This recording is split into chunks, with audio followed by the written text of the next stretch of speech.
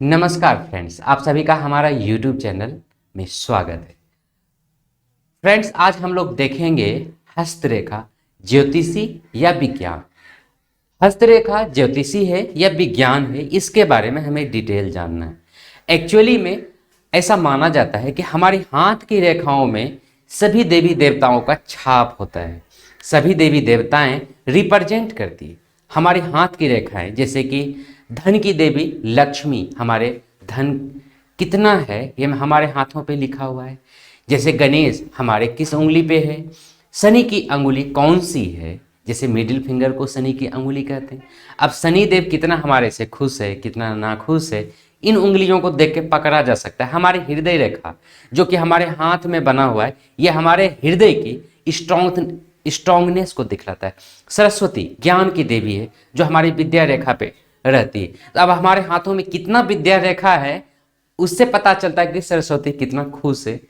हमारे हाथ में जो शनि की रेखाएं हैं, शनि देव कितना खुश है या हमसे नाराज है, ये पता चलता है। लेकिन वास्तविकता क्या है ये देख के बता सकते हैं जो, उसे कहते हैं ज्योतिषी। लेकिन रियलिटी क्या है, ये एक्चुअली में क्या है, हम जानने की कोशिश करेंगे। इसमें कहा जाता है कि अलग अलग ग्रह हमारे अलग अलग देवी देवताओं के द्वारा रिप्रेजेंट किया जाता है अकॉर्डिंग टू द ज्योतिषी के अनुसार। जैसे सूर्य देवता हमारे से कितना खुश है, नाखुश है। बृहस्पति देवता कितना हमारे से खुश है, नाखुश है। ये सब डिसाइडेड होता है हमारे ग्रह के, नक्षत्र के स्थिति पे, जो कि हमारे हाथों के द्वारा दिखता है। और जो देख सकता है उसे ज्योतिषी कहते हैं।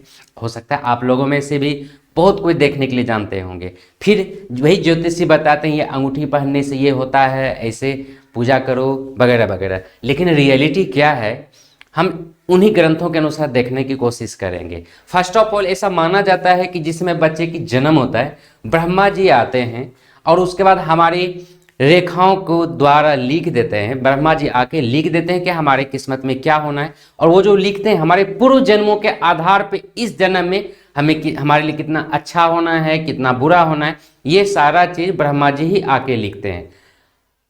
अब सवाल आता है कि ये जो लिखते हैं तो पता कैसे चलता है, तो वही हस्तरेखाओं से पता चलता है। मैं आपको बता दूं कि ये हस्तरेखा से देख के जो बताते हैं अलग अलग देवी देवता को उनका दे दिया जाता है। ब्रह्मा जी दे देते हैं कि भाई तुम्हें इतना करना है, तुम्हें इतना करना है, तुम्हें इतना करना है, एक्सेट्रा एक्सेट्रा एक्सेट्रा।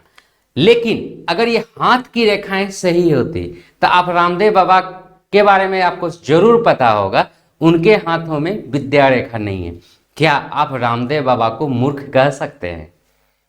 किसी भी कंडीशन में रामदेव बाबा को मूर्ख कह सकते हैं, को पढ़ा लिखा नहीं है, जबकि उनके हाथों में विद्या रेखा ही नहीं है। चलिए, अगर आप जानते हैं तो मेरे हाथ में देखिए, मेरे हाथ में भी विद्या रेखा नहीं है, बट मेरे बारे में आपको पता होगा। This is Tribhuvan Kumar Bharati, BSc in biotechnology, MSc zoology, BEd, MEd, biology teacher in Vivekananda Vidyalaya higher secondary school, government of Assam, NET 3 times qualified, set north east qualified, more than 10 years of teaching experiences, 3 books on environmental education, 12 research papers in international journals।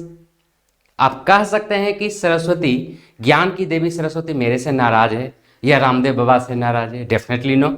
अगर रामदेव बाबा पे नाराज होती सरस्वती देवी तो इनको इतना ज्ञान ही नहीं बनाता। अगर मेरे से सरस्वती देवी नाराज होती तो मेरे पास इतनी सारी क्वालिफिकेशंस, गवर्नमेंट जॉब, बुक लिखने की उपाधि मुझे मिला हुआ है, 12 रिसर्च पेपर पब्लिश्ड है मेरा। होता ऐसा क्या? Definitely no. जबकि मेरे हाथ में सरस्वती दिखती नहीं है ना, उनका छाप नहीं है। इन रियलिटी ऐसा नहीं होता है अकॉर्डिंग टू मी। हमारे शरीर में सेल है और उस सेल के अंदर में न्यूक्लियस है, न्यूक्लियस के अंदर में क्रोमोजोम है। पता होगा आप में से बहुत को, इस क्रोमोजोम में जो क्रोमोजोम बना हुआ है वो न्यूक्लियोटाइड्स का बना हुआ है। न्यूक्लियोटाइड छोटा छोटा होता है, वो न्यूक्लियोटाइड्स को हम लोग डीएनए कहते हैं।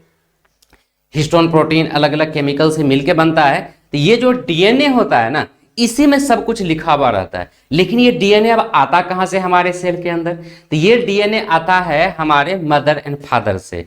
अगर कोई भी बच्चा है, चाहे इंसान का बच्चा हो या जानवरों का बच्चा हो, आधा क्रोमोजोम मां से आता है और आधा क्रोमोजोम उसके पिता से आता है।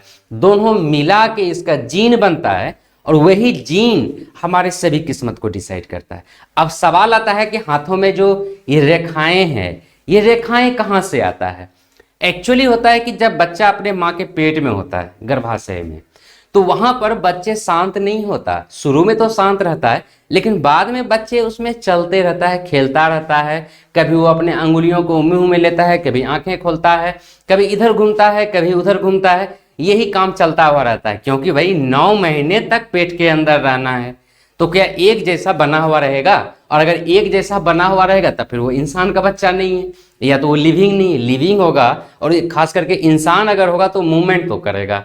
तो अब वही उसी समय में वो कहां पर जा रहा है, किस जगह टच कर रहा है, किस जगह घूम रहा है, ये सारी बातें, किस तरीके से हाथ को फोल्ड कर रहा है, हाथ को मोड़ रहा है, कहां पर टच कर रहा है, ये सारी बातें डिसाइड करता है उसके हाथ की रेखाएं। जैसे मान लो कि बच्चे अगर इस तरीके से हाथ मोड़ा, जैसे आप देख रहे हैं मेरे पीछे, तो जिस तरीके से वो हाथ मोड़ा उस तरीके से वहां पर फोल्डिंग हुआ और वहां पर उसकी दाग बन गया, रेखाएं।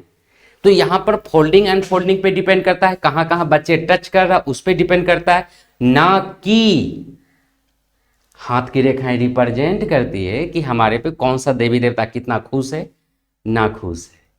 तो यही हमारा आज का टॉपिक था। तो फ्रेंड्स, अगर आपको ये क्लास अच्छा लगा हो, अगर ये वीडियो अच्छा लगा तो हमारे चैनल को सब्सक्राइब जरूर कीजिए, वीडियो को लाइक जरूर कीजिए, और अपने फ्रेंड्स को, खास करके उनको जो कि हाथ की रेखाओं को बहुत ज्यादा मानते हैं, उनके पास तो जरूर शेयर कीजिए कि हाथ की रेखाएं ज्योतिषी नहीं, विज्ञान है। Thank you.